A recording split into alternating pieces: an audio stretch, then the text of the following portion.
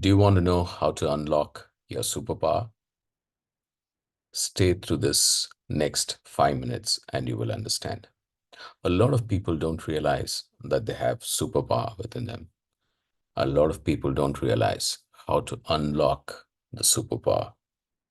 The superpower that we are talking about today is nothing but time management. And in this next 5 minutes, you will learn the super effective 2x2 metrics to unlock your superpower. So let's get started. I'll make this simple and digestible for you so that you can start implementing this right away. I'm going to make this into 4 segments. The segment number 1 is, why is time management important for us at all, right? Why should we study this? What is there in this for me? The second segment is, what are the pain points in time management? And number 3, most importantly, from a practical perspective, how do we manage our time better, right? And finally, for you to ensure that there is sustenance, the powerful 2x2 framework to manage your time. So are we all on? Let's get started. So the first one, why do we need to manage time at all? Understand this. You respect time and time respects you. And when time respects you, you get successful. It's as simple as that. It's the law of nature. You respect time, time respects you. And when time respects you, you are successful. And that's how it works. Look at all the successful people across. There's a significant amount of effective time management that all of them do. Second, setting your priorities. As young adults, you're likely to be juggling multiple responsibilities. All of us do, but in your case, it's the first time when you are juggling so many things at such a big level. It's academics, career pursuits, social life, or personal development, or sports, or music, or anything that you're pursuing at this point in time.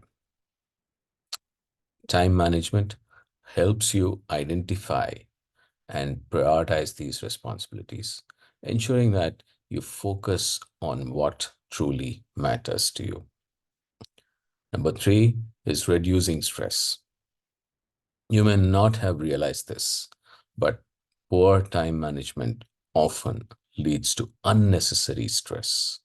By planning your time effectively, you can avoid last-minute rush, meet deadlines with ease, and ultimately reduce the stress levels that you have. And finally, number 4, opportunity maximization. Time management opens doors of opportunities for you. When you're not organized, unfortunately, you don't see them.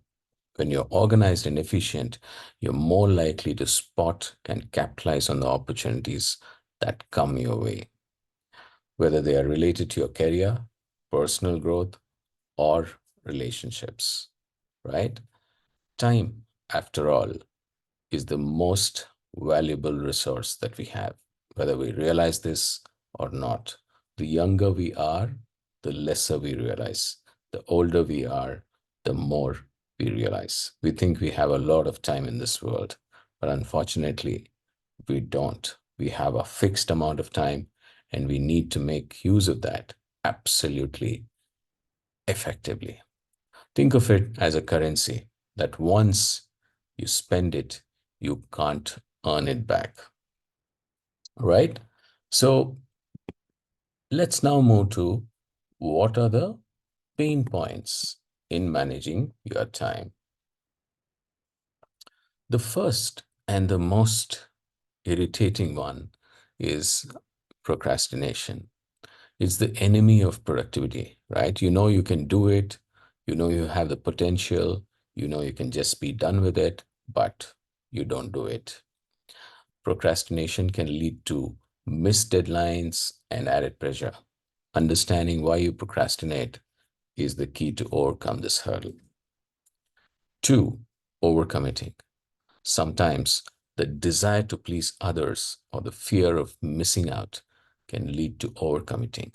This not only stretches you thin, but also makes it challenging to fulfill the commitments effectively. And number three is lack of prioritization. You're all over the place, doing too many things at the same point of time, and unfortunately, not realizing what is more important and what is less important. Failing to prioritize your tasks can result in spending time on less important activities while neglecting crucial ones. This can hinder your overall progress. Now let's get practical. How do you manage time effectively in reality, right?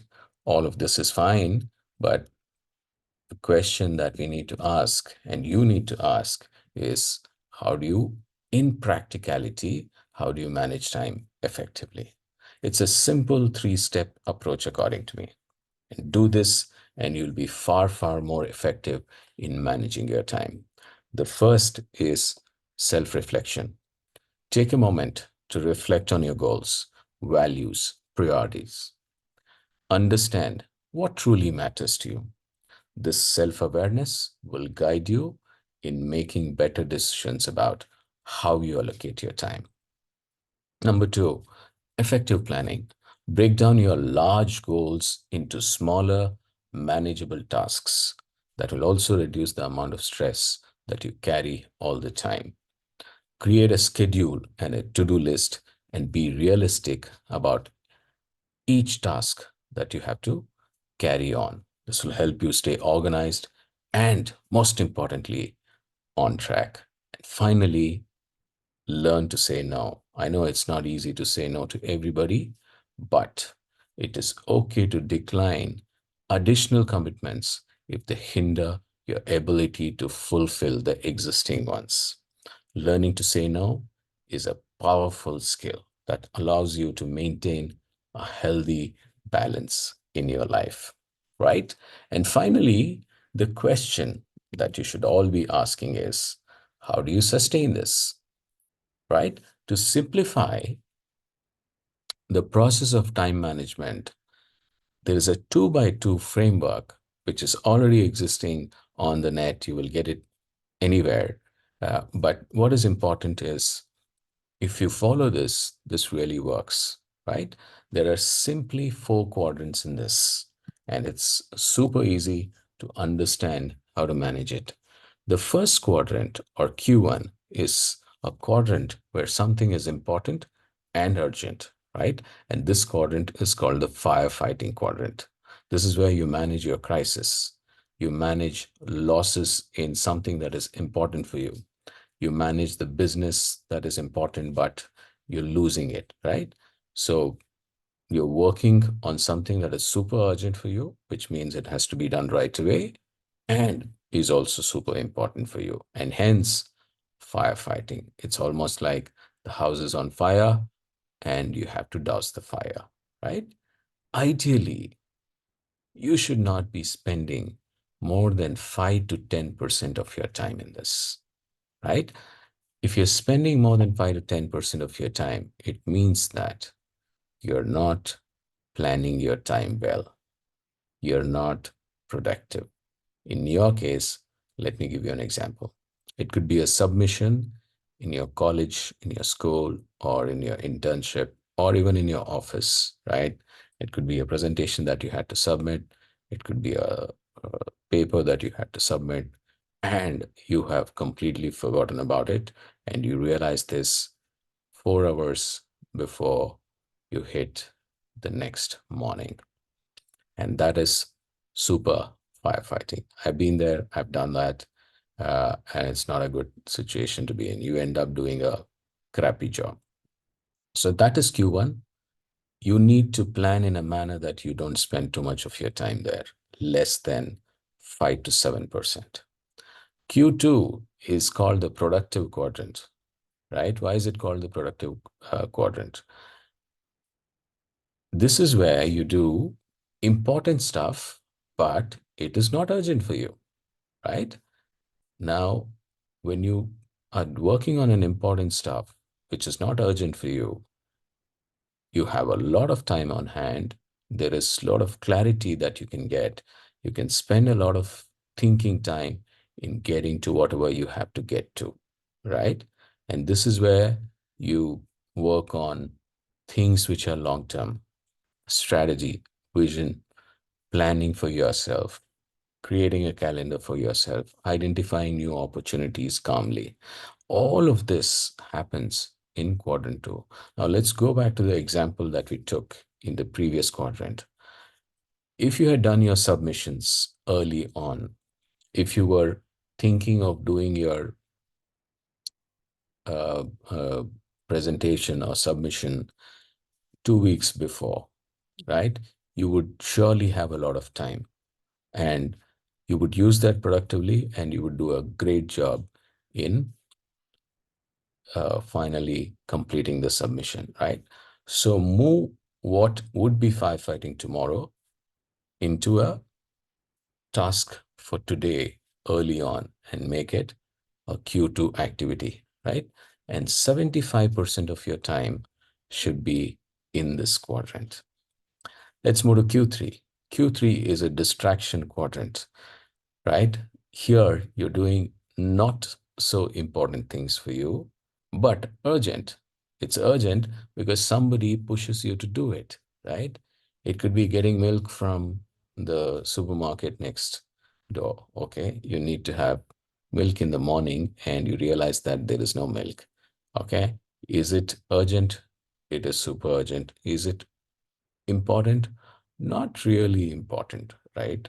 But you need to do the activity. So the way to do it is, again, planning it early on, ensuring that either it is sorted and you don't have to worry about it and get distracted every morning, or uh, delegate it. If you're working in an organization, delegate it to somebody and create a process in a manner that you don't get these ad hoc, reactionary requests uh, to do something, right?